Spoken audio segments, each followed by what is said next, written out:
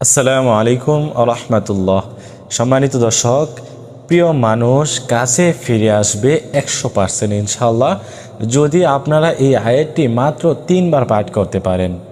যদি 3বার এই আয়াতটি আপনারা আমল করতে পারেন, এভাবে আমল করেন, ইনশাআল্লাহ আপনার প্রিয় মানুষ যে আপনাকে ছেড়ে দূরে চলে গিয়েছে ওই ব্যক্তি আপনার কাছে ফিরে আসতে বাধ্য হবে। আপনার কাছে সে ফিরে আসবে এবং আপনার সাথে সে যোগাযোগ শুরু করবে। অনেকেরই অনেক প্রিয় মানুষ আছে যারা আপনাদের সাথে কোনো ধরনের কথা বলে না, কোনো ধরনের যোগাযোগ করে না। তারা আপনাদেরকে ব্লক লিস্টে ফেলে দিয়েছে, আপনাদের সাথে কোনো ধরনের যোগাযোগ করতে চায় না। তো এই প্রিয় মানুষকে আবার কাছে ফিরে আনতে পারবেন, আপনার কথা শোনাতে পারবেন, আপনাকে সে ভালোবাসবে, আপনার কাছে ফিরে আসবে ইনশাআল্লাহ। তো এই আমলটি আপনারা কখন করবেন, কিভাবে করবেন, করলে কি লাভ হবে, এই নিয়ে বিস্তারিত আলোচনা করব। আপনারা কোন সময় বিশেষভাবে এই আমলটি করতে পারবেন। সম্মানিত দর্শক, যারা এই চ্যানেলে নতুন আসছেন, এখনও পর্যন্ত চ্যানেলটি সাবস্ক্রাইব করেন নাই, অবশ্যই চ্যানেলটি সাবস্ক্রাইব করে পাশে থাকবেন। এই চ্যানেলে আরও নতুন নতুন ভিডিও আসবে ইনশাআল্লাহ। সম্মানিত দিনী ভাই বোনেরা, এই আমলটি যারা করবেন তারা অবশ্যই আমাকে কমেন্ট করবেন।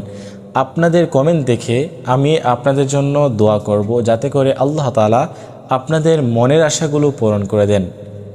তো আমরা এই আমলটি কোন সময় করব? যে কোনো সময় করতে পারি, তবে আপনার যদি নিরিবিলি একটি সময় করি তাহলে সব থেকে ভালো হবে। হ্যাঁ, এরকম একটি সময় বেছে নেবেন যে সময়ে আপনি নিরিবিলি এই আমলটি করতে পারবেন। সেজন্য আপনাকে কি করতে হবে? ওই ব্যক্তির নাম মনে করে বা ওই ব্যক্তিকে উদ্দেশ্য করে আপনি এই আমলটি করবেন। এই আমলটি আপনাকে করতে হবে।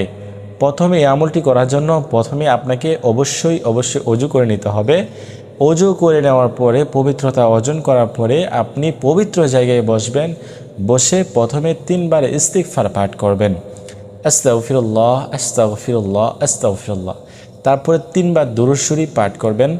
যে দুরূদ শরীফ আমরা নামাজের মধ্যেই পড়ে থাকি, দুরূদ ইব্রাহিম, আল্লাহুম্মা সাল্লি আলা মুহাম্মাদিন ওয়া আলা আলি মুহাম্মাদ কামা সাল্লাইতা আলা ইব্রাহিম ওয়া আলা আলি ইব্রাহিম ইন্নাকা হামিদুম মাজিদ।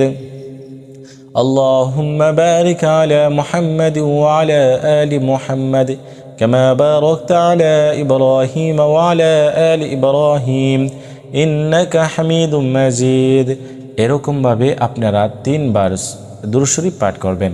যারা এই দুরূদ শরীফ পারেন না তারা শুধুমাত্র সাল্লাল্লাহু আলাইহি ওয়াসাল্লাম কয়েকবার পাঠ করে নেবেন, সাল্লাল্লাহু আলাইহি ওয়াসাল্লাম সাল্লাল্লাহু আলাইহি ওয়াসাল্লাম। তারপরে আপনাদেরকে কী করতে হবে?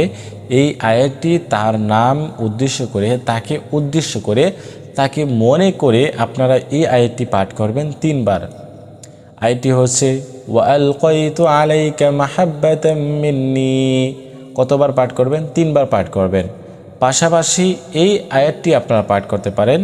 সেটি হচ্ছে, আয়াত বলতে এটি হচ্ছে আল্লাহ তাআলার একটি গুণবাচক নাম, সেটি হচ্ছে আল মুকিতু।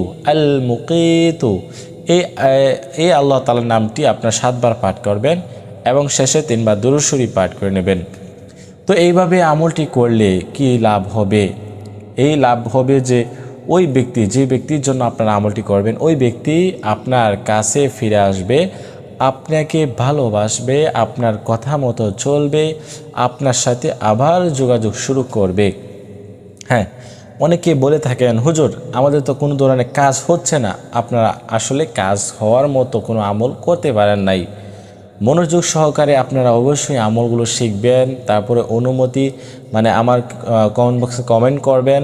আপনাদের জন্য আমি দোয়া করব, যাতে করে আল্লাহ তাআলা আপনার যদি এটার মধ্যে যদি মঙ্গল কিছু থাকে, ভালো থাকে, তাহলে অবশ্যই আল্লাহ তাআলা আপনাকে দান করবেন।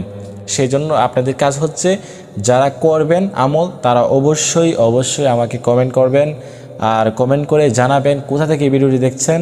তো আপনাদের জন্য আমি দোয়া করব বিশেষভাবে ইনশাআল্লাহ। তো আজকের মতো এই পর্যন্তই। আল্লাহ।